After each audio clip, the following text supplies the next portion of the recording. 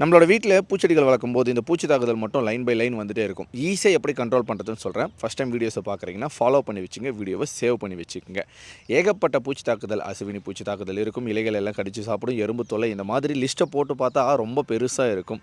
ஈஸியாகவே ஒரு 100 ரூபாய்க்குள்ளே ஈஸியாக தோட்டத்தில் இருக்கக்கூடிய பூச்சிகளை கண்ட்ரோல் பண்ணணும்னா இந்த டஸ்டிங் பவுடர் இது எடுத்து செடிகளுக்கு மேலே தூவி விட்டால் போதும், சூப்பராக கண்ட்ரோல் பண்ணிட முடியும். இதில் குளோரோஃபைரிபாஸ்ன்னு சொல்லுவாங்க. இதுக்கப்புறம் இன்னொன்று இருக்குது, இதெல்லாமே நம்ம வெப்சைட்லேயுமே இருக்கும், இல்லை நியர்பை உரக்கடையிலையுமே நீங்கள் போய்ட்டு வாங்கிக்க முடியும். மாஸ்க்கை போட்டுட்டு கையில் க்ளவுஸை போட்டுட்டு நம்மளோட சேஃப்டிக்காக இந்த பவுடரை செடிகளுக்கு மேலே தூவி விட போகிறீங்க. பூச்சி தாக்குதல்ன்றது செடிகள் ப்ரூன் பண்ணி விடும்போது தளிர்கள் வருது தெரியுங்களா, அந்த டைமில் செடிகள் எல்லாமே சாறுகளை உறிஞ்சி சாப்பிடணும். அதனால தான் மொட்டுக்கள் மலராது, இலைகள் எல்லாமே சுருங்கி போன மாதிரி இருக்கும்.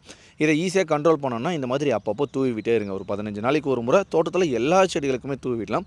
காய்கறி செடிகள், கீரை செடிகளுக்கு தூவி விட்டுறீங்க அப்படின்னா அதுக்கப்புறம் 1 வீக்குக்கு அப்புறம் தான் நீங்கள் அதை யூஸே பண்ணணும். அதுக்கு முன்னாடி யூஸ் பண்ணிங்கன்னா கண்டிப்பாக பூச்சி மருந்து அதில் இருக்கும்.